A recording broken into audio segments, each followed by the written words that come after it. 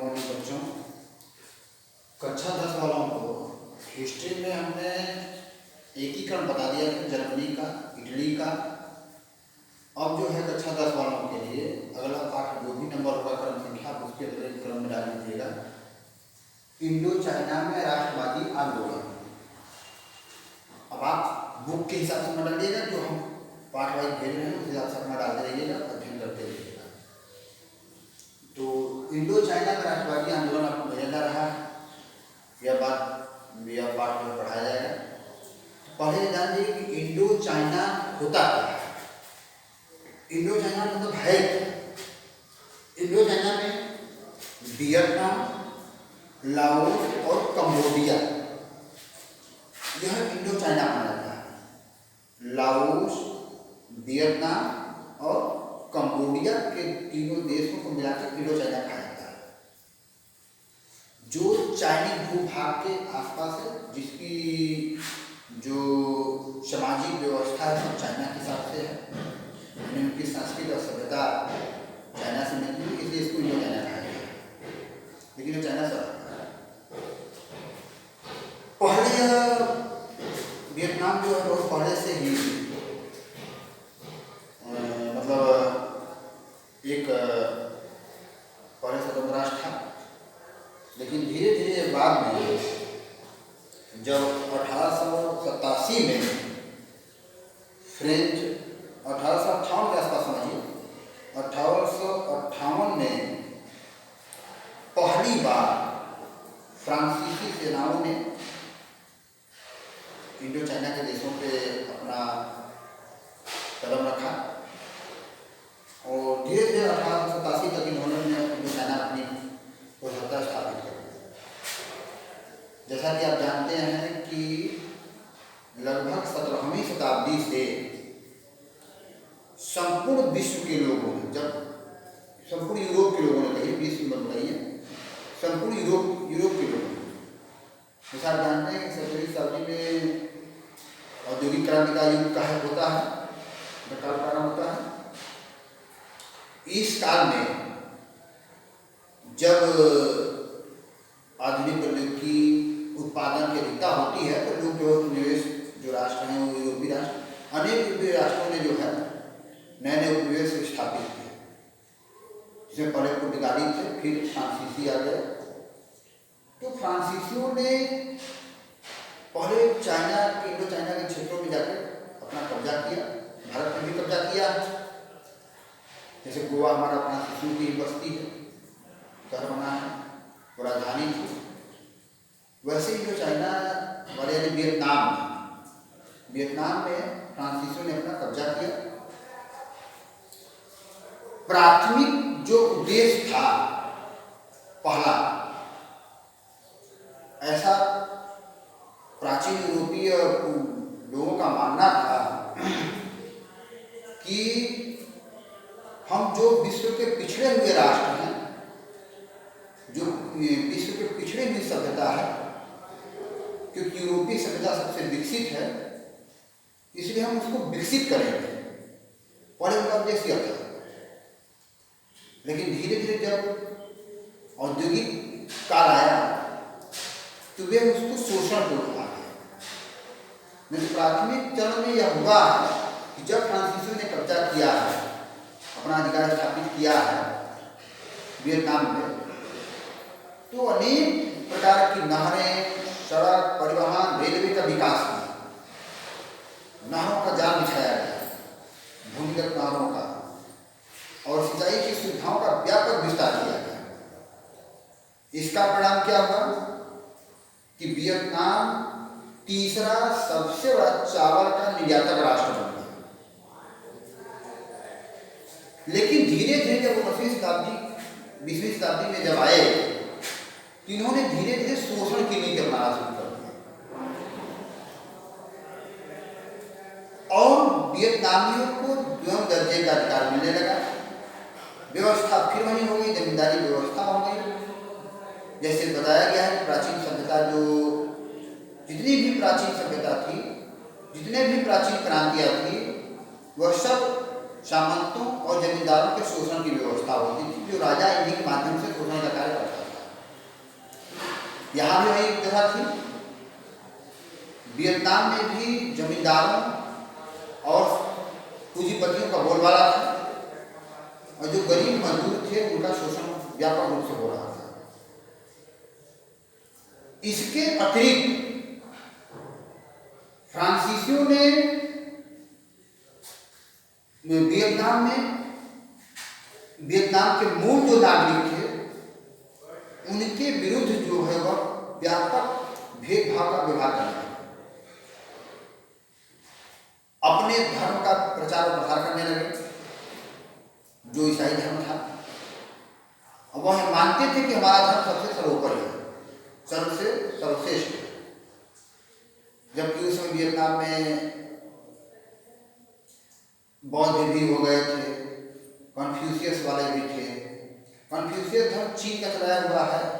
चीनी सभ्यता में आपने कभी पढ़ा होगा तो चीनी सभ्यता में कन्फ्यूशियस एक राजा था जिसने कन्फ्यूशियस धर्म चलाया था। अब वह वहाँ का बहुत व्यापक धर्म था। चीन में आज भी जो है कन्फ्यूशियस धर्म मिलता है। बौद्ध धर्म के बाद कोई दूसरा सबसे बड़ा धर्म है तो कन्फ्यूशियस धर्म है। एक अगला है और भी एक धर्म लाओत्से धर्म होता है। लेकिन कन्फ्यूशियस धर्म वहाँ लोग मानते थे और बौद्ध धर्म मानते थे। लेकिन जो सरकार थी, जो फ्रांसीसी सरकार थी, वो ईसाई धर्म को सर्वश्रेष्ठ मानती थी और धर्म का धर्म भेदभाव करती थी। उसमें एक और है व्यवस्था। उन्होंने एक घटना बताता है कि ये सब ऐसी बस्तियां बनाए थे कि नगरों में जो फ्रांसीसी बस्तियों के लिए जो बनाई गई थी व्यवस्था थी वह आधुनिक व्यवस्था थी। नदियाँ थी, गटर सीवर बनाए गए थे, गलियाँ थी, सड़कें पक्की बनी थी, व्यवस्थित बिल्डिंगें बनी हुई थी, अस्पताल से सारी व्यवस्था बनी थी। जबकि वियतनामियों के लिए जो है वह वही पुरानी वाली जो गटर के पास की जो बस्ती थी उसी में उनकी बस्ती होती थी। तो जब ये 19वीं शताब्दी के प्रारंभ में, जब 20वीं शताब्दी के प्रारंभ में जब प्लेग बीमारी फैली है, संपूर्ण विश्व में फैली है, जैसे अहमदाबाद जो सत्याग्रह है हमारे भारत में वो भी प्लेग बीमारी के विरुद्ध में था, 1917 के आसपास का है। तो प्लेग बीमारी जो है भारत में भी फैली है, हर जगह फैली थी। तो 20वीं शताब्दी के प्रारंभ में जो है वियतनाम में भी प्लेग बीमारी फैली और फ्रांसीसियों ने यह आदेश जारी किया कि जो भी चूहे मार के उसकी पूंछ काट के ले आएगा उसको इनाम दिया जाएगा। तो जो क्योंकि चूहे जब सीवर से निकलते थे, मोहल्लों में जाते थे, मैंने बिल्डिंगों बड़ी बड़ी जाते थे, वहां से खा पी के सीवर से रास्ते भाग आते थे, किसी भी जगह मार नहीं पाते थे फ्रांसीसी। तिनको दिया गया क्योंकि गंदी बस्तियों में जो है वियतनामी रहते थे। तो वियतनामी जो मजदूर होते थे वो क्या करते थे कि चूहों को मारते नहीं थे, उसकी पूंछ काट के चुपचाप ले जाते थे, पैसा भी ले लेते थे, ख्याल से जाके गिनवाते थे, बड़ा पैसा ले जाते थे। एक चूहे की पूंछ पे एक इनाम रखा हुआ था, 5 रुपये से भी बताया गया, 5 वियतनामी रुपये थे उस समय, वो मिलता था। लेकिन समस्या यह हुई कि कुछ जो मजदूर थे वह उनके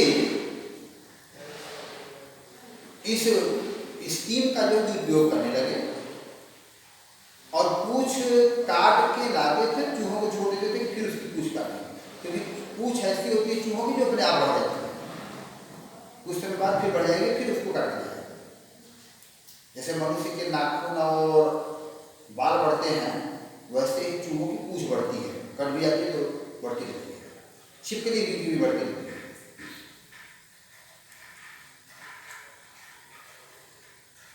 तो इस तरीके से जो है वो बढ़ता जाता है। और जब देखा सरकार ने कि यह बीमारी फैलती जा रही है, कम होने का नाम नहीं ले रही है और हमारा पैसा भी जा रहा है, तो उन्होंने इस स्कीम को बंद कर दिया। बाद में चूहों को मारने की स्कीम की मार के और तब मिल गया, फिर बाद में यह धीरे धीरे स्कीम बंद हो गया, धीरे धीरे बीमारी पे कब्जा किया गया। लेकिन फ्रांसीसियों को इसका बहुत नुकसान हुआ। तो यह क्या है, जब धीरे धीरे विचारधारा में यानी यह क्रोध था। पहले वियतनामी और फ्रांसीसी सब मिलकर रहते थे, लेकिन इन्होंने एक ऐसी व्यवस्था बनाई 18वीं शताब्दी और 19वीं नहीं 19वीं और 20वीं शताब्दी, 19वीं लास्ट और 20वीं शताब्दी के प्रारंभ तक वियतनामी और फ्रांसीसी में काफ़ी अंतर कर दिया गया। नौकरियों में, उच्च नौकरियों में केवल वियतनामी फ्रांसीसी भर्ती होते थे, वियतनामी नहीं भर्ती किया, मतलब वियतनामी नहीं किया जाते थे। टोकन फ्री स्कूल बनाए गए जिसमें प्राइमरी तक तो जो शिक्षा थी वो मातृभाषा में वियतनामी में होती थी, लेकिन उससे उच्च शिक्षा जो होती थी वह सब फ्रांसीसी भाषा में होती थी। उनका मानना था कि अगर फ्रांसीसी और वियतनामी अपनी भाषा में अध्ययन कर लेंगे, हमारी संस्कृति हमारी सभ्यता का ज्ञान रहेगा, तो वह शासन के प्रतिकार करेंगे, शासन का प्रतिकार करेंगे। इसलिए वह जो भाषा होती थी वह फ्रांसीसी होती थी, और फ्रांसीसियों की जो शिक्षा होती थी वह फ्रांसीसी उपनिवेश को अच्छा सिद्ध करती थी, और यह दर्शाने का प्रयास करती थी कि फ्रांस ने अपना वियतनाम उपनिवेश स्थापित करके वियतनामियों पर उपकार किया। उनको आदिम जमाने की सभ्यता बताया जाता था, आदिम मानव कहा जाता था, अपने आप को सभ्य मानव दर्शाता। यह एक परंपरा चल गई, आगे चल गई। लेकिन धीरे धीरे जो प्राचीन परंपरावादी जो वियतनामी थे, जो शिक्षक थे, उन्होंने किताबों से अलग जो सच्चाई थी उसको पढ़ाना प्रारंभ किया, और बच्चों में धीरे धीरे उसकी प्रतिक्रिया आने लगी। उसी प्रकार की एक घटना का तुम्हारे बुक में जिक्र किया है उसी समय की, कि एक फ्रांसीसी लड़की थी,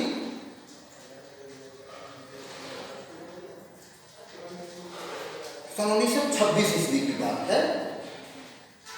साइगान नेटिव गर्ल्स स्कूल की घटना है। साइगान नेटिव गर्ल्स स्कूल 1926 की घटना है, 1926 की घटना है, और स्कूल का नाम है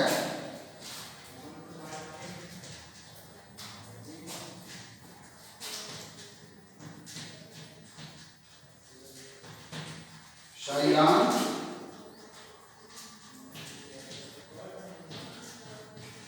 नेटिव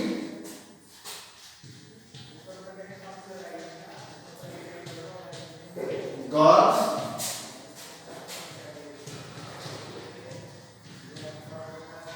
स्कूल। यह स्कूल की इसकी घटना है 1926 की।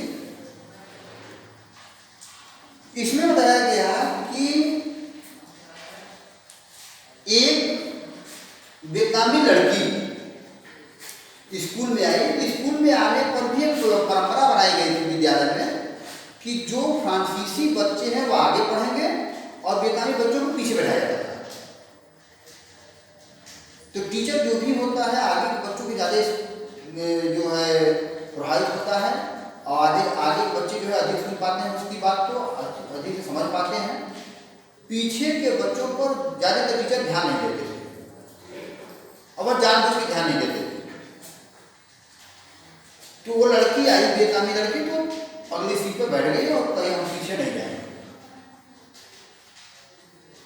बाद में टीचर ने उसकी शिकायत की और प्रिंसिपल ने उसको कहा पीछे जाओ, नहीं गई, उसको निकाल के स्कूल से टिकट करके बाहर निकाल दिया। कहा गया कि आगे जो है फ्रांसीसी लड़की बैठे, पीछे नहीं गई। अंत में इसका असर यह हुआ कि धीरे धीरे संपूर्ण जो उपनिवेशी जो भाग में थे,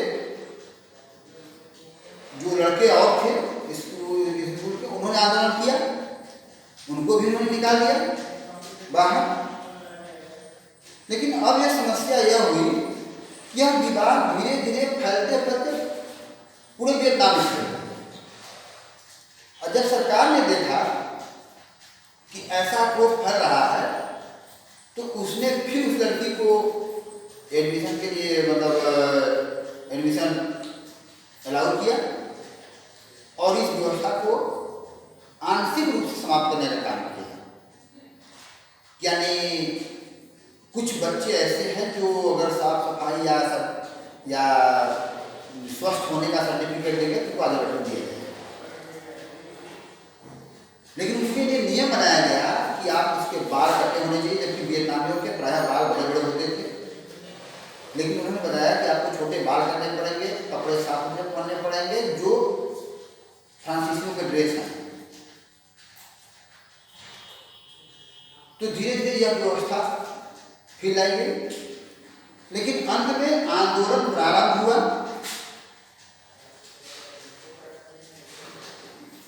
धीरे धीरे करते हुए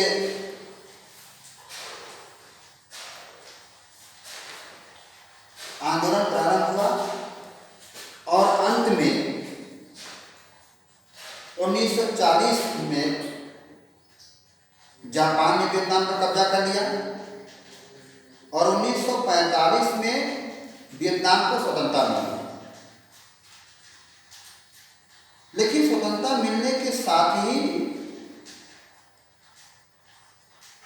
फ्रांसीसियों ने फिर कब्जा किया और 1954 में लास्ट में फ्रांसीसियों की पराजय हुई और फ्रांसीसियों की पराजय के बाद जो है वह वियतनाम को छोड़ा गया। लेकिन वियतनाम के दो भाग, एक दक्षिणी भाग और एक उत्तरी भाग। उत्तरी भाग में कम्युनिस्टों की सरकार स्थापित हुई और दक्षिणी भाग में वियतनामी बाओ दाई की सत्ता स्थापित हुई। लेकिन बाओ दाई के बाद ग्यो दिन दीम की सत्ता स्थापित हुई, जिसने NLA यानी नेशनल लिबरेशन फ्रंट नामक एक फ्रंट बनाया, यानी एक पार्टी बनाया और वो जो तानाशाही था और उसकी सत्ता स्थापित हुई। और उसने जो है दक्षिणी वियतनाम और उत्तरी वियतनाम को एक करने की योजना बनाई, जिससे उसकी फौजी ताकत जो थी वो बढ़ती। इसलिए अमेरिका जो है उससे प्रभावित हुआ, सोचा कि हम जो है हमारी सत्ता को जो है चुनौती मिलेगी। इसलिए 65 से लेकर के 72 तक के बीच में लगातार अमेरिका और वियतनाम के युद्ध होते थे। लेकिन वियतनामियों की राष्ट्रवादी आंदोलन और राष्ट्रवाद के आगे जो है अंत में अमेरिका जैसी महाशक्ति को जो है झुकना पड़ा। इसमें महिलाओं ने भी बढ़ चढ़ के भाग लिया और जो उस समय के वियतनामी साहित्यकार थे, पत्रकार थे, उन्होंने पुरानी वियतनामी जो सशक्त महिलाएं थी उनका गुणगान करने लगे।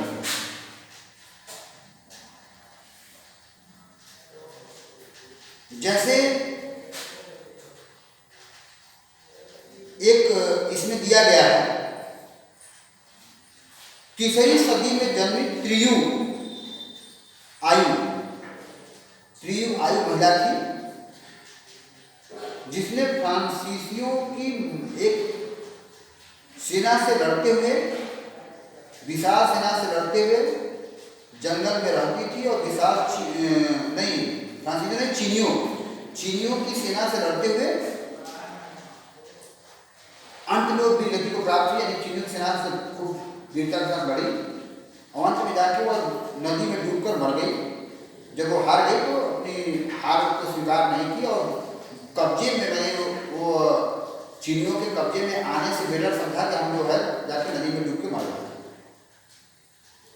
तो उसकी जो कहानियां थी वह पत्रिकाओं के माध्यम से औरतों को सशक्त किया गया, उनके अंदर राष्ट्रवाद की भावना जागृत की जाने लगी।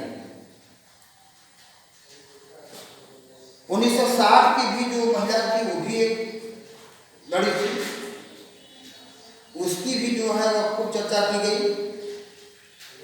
और यह दिखाया गया, पत्रकारिता के माध्यम से दिखाया गया कि वियतनामी महिलाएं केवल युद्धों में लड़ती ही नहीं है, यानी वह केवल घर में ही काम नहीं करती, युद्ध में लड़ती भी है, एक बहादुर सेना की तरह और एक मानवतावादी दृष्टि से सेवा भी करती है। क्योंकि उनकी बताया गया कि वह किस प्रकार से जो है बीमार सैनिकों की मदद कर रही हैं, उनके उपचार कर रही हैं, उनका उपचार करके उनको ठीक कर रही हैं कैसे उनको रसद पहुंचा रही है, ये सब बताया गया है, जिससे और महिलाओं को जो है उत्साह बढ़ा और वियतनामी पुरुष और वियतनामी महिला दोनों मिलकर जो है छापामारी युद्ध के द्वारा अमेरिका से युद्ध करने लगे, जिससे अंत में अमेरिका जो है 1974 में पेरिस में शांति समझौता किया और इस टकराव को उन्होंने अंत में समाप्त किया और 30 अप्रैल 1975 को NLF का राष्ट्रपति जो था पार्टी का, यानी जो तानाशाही राष्ट्रपति था, उसका वियतनाम पर राष्ट्रपति के महल पर कब्जा कर लिया और अंत में वियतनाम के 2 हिस्सों को जोड़कर एक हिस्सा वियतनाम बनाया गया।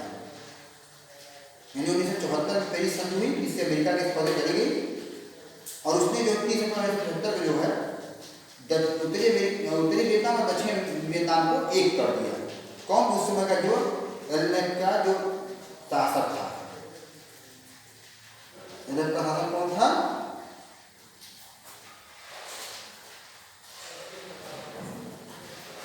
बाओ दाई को हटा करके ग्यो डिम